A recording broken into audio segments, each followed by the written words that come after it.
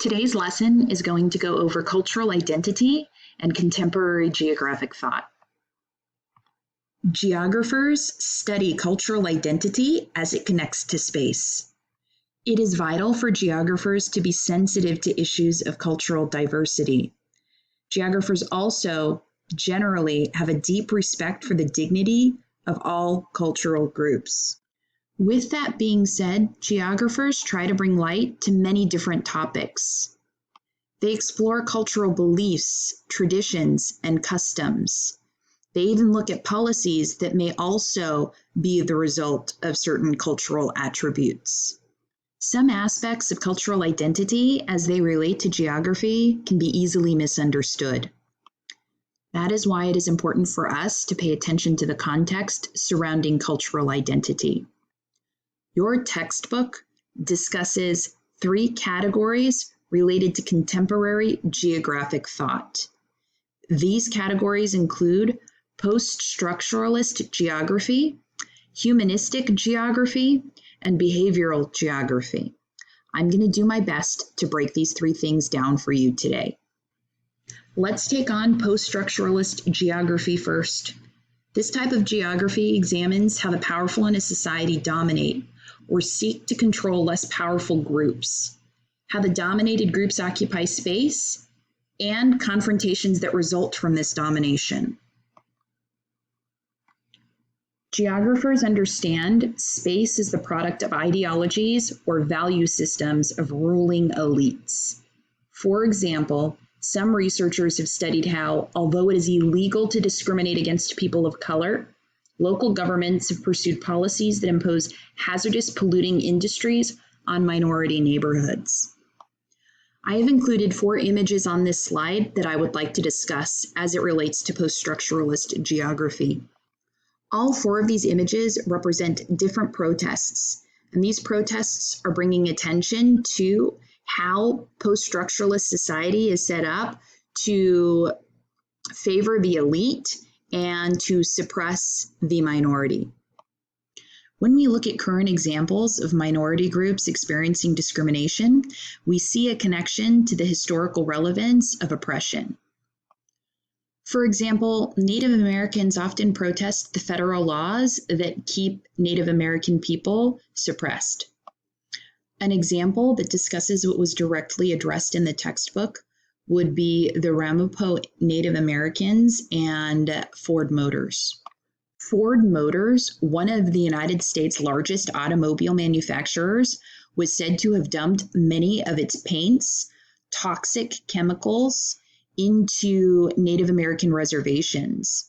What makes this an aspect of post-structuralist geography is the lack of accountability that industries may face if they commit injustices against minority groups of people. This brings me to the next image regarding African Americans in the United States. The Black Lives Matter movement or protests, for example, are bringing attention to the injustices that African Americans face in the United States. The movement seeks to bring attention to inequities in education as well as injustices in the criminal justice system. The slogan, Black Lives Matter, has become politically polarizing. However, when we look at it from a geographer's perspective, connecting it to post-structuralist geography, we can make better sense of what it means. The Black Lives Matter slogan is often met with the All Lives Matter response.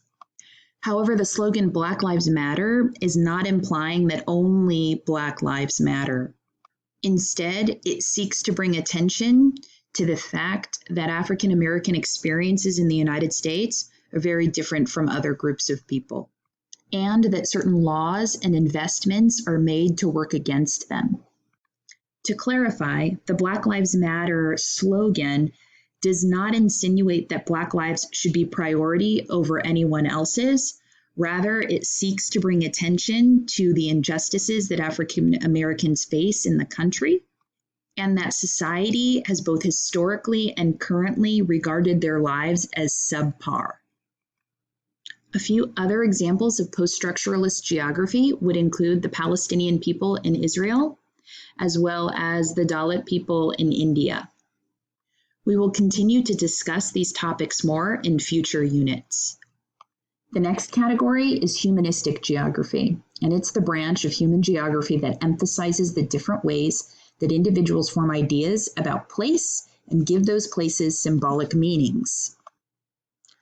For example, openly homosexual men and lesbian women may be attracted to places such as Christopher Street in New York City because they perceive them to be as LGBTQ-friendly spaces where they can interact socially with other people of the community.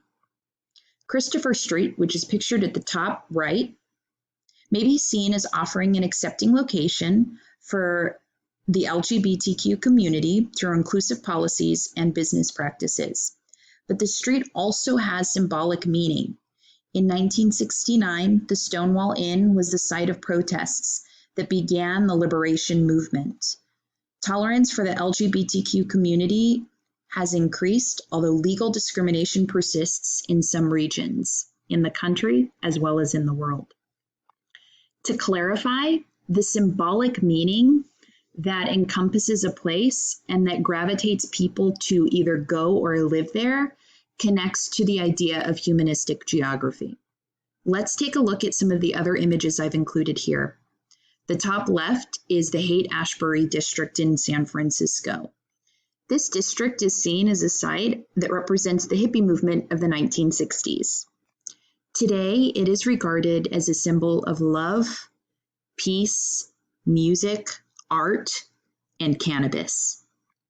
The bottom left is a picture of Nashville, Tennessee. Nashville is known for being the epicenter of country music, but it is also the place for aspiring musicians of all genres to make it big and has often been cited as having the best music scene in the world. The last image is of Hollywood, and Hollywood has been symbolic as a place where you make it in either acting or music. Hollywood attracts talented people from all over the world in hopes of hitting it big. The last category I'll talk about is behavioral geography, and this emphasizes the importance of understanding the psychological basis for individual human actions in space. We may see distinctive spatial patterns by gender, ethnicity, and sexual orientation, being constructed by the attitudes and actions of cultural groups, as well as the larger society. For example, we can consider the spatial patterns typical of a household that consists a husband and wife. We may consider patterns in the roles that husband and wife may take. For example, a husband gets in his car in the morning and drives from home to work, where he parks the car and spends the day. In the late afternoon, he collects the car and drives home. The location of the home may have been selected to ease his daily commute to work. A wife's role may have changed and evolved a bit in the United States.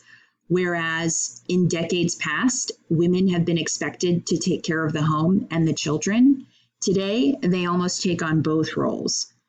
Taking on a profession of employment while at the same time being expected to take care of the household and drive kids to and from sporting events or other activities. To clarify, how do we see patterns in behavior as it relates to societal expectations?